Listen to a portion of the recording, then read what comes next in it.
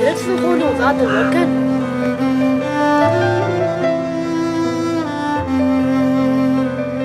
Yer görelim. Yer?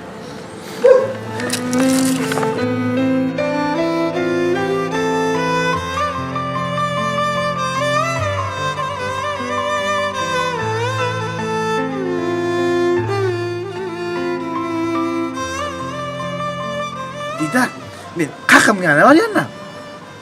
Atak girmek bolan ok Kervancan. Näçe girmek bolak, men kakam urjukda.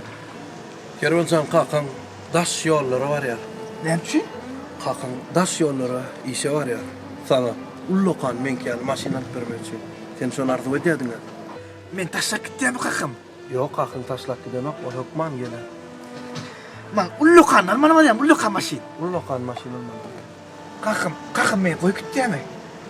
Kakan koy gideyin ol geler hukman.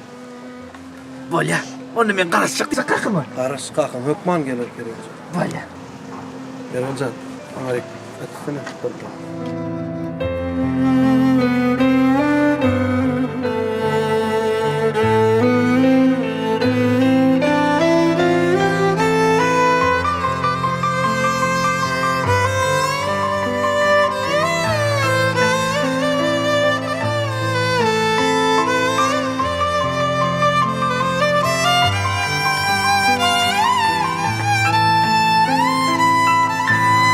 Kaka, men sana garaşık kaka girgin.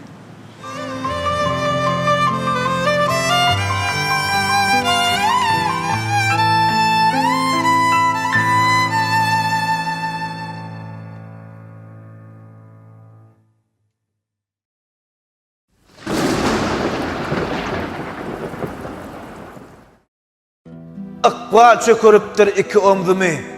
Kaskı çıkam ak karany bilerdim. Şol gün mening üçin günlüň ýewdi, mihmanlar gelýärdi gaýry illerden. Girýärdiler osoğuna kakama.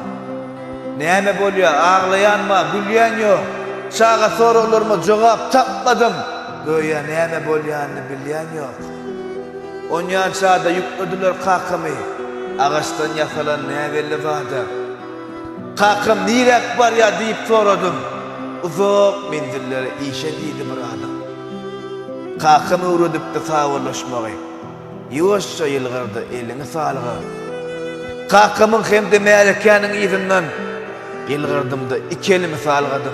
İzine dolandım hakkı çölgünü boşadan ekenlere yüreğimin törüm. Amen 3 yaşımdan şu gün etsenli kakamın gelerine karışıp görüm. Meni çağa sahip ahlan ekenler. Ömrüm baştan yalan bilen yaparlar. Inni bilýän, inni düşünýäne kakam sinip gidipdir. Arasına meni bulduk topurlar.